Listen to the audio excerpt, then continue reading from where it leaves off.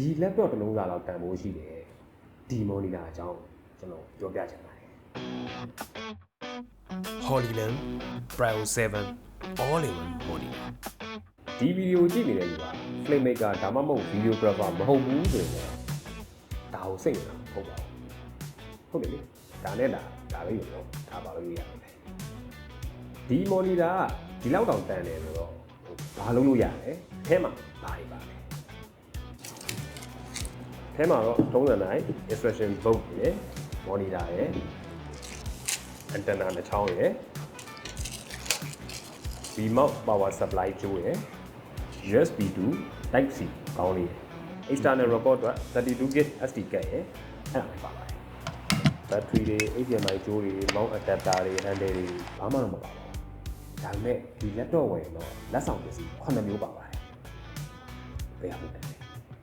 အနောက်မှာ HDMI in out ပါမယ် SDI in out ပါမယ်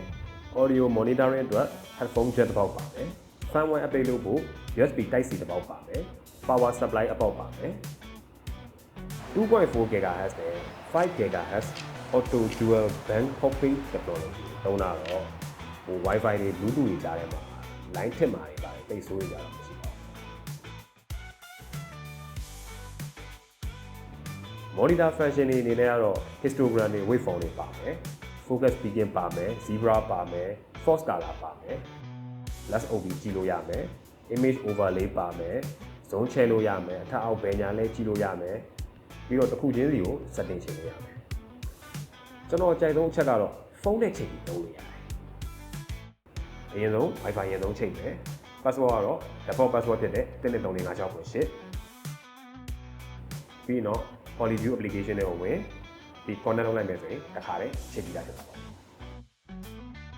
ပြီးတော့ဖုန်းမှာလည်း monitor function တိုင်းသုံးလို့ရမယ် iOS နဲ့လည်းသုံးလို့ရတယ် Android နဲ့လည်းသုံးလို့ရတယ် device ၄လုံးကြီးသုံးလို့ရတယ်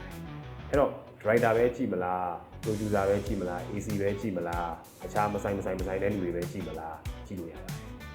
ဖုန်းနဲ့ချိန်ပြီးမသုံးကြရင်လည်း Holyland Prio series တွေက Prio H ဒါမှမဟုတ် Prio S စတဲ့ receiver တွေ transmitter တွေနဲ့တွဲပြီးသုံးလို့ရပါတယ်ဈေးနှုန်း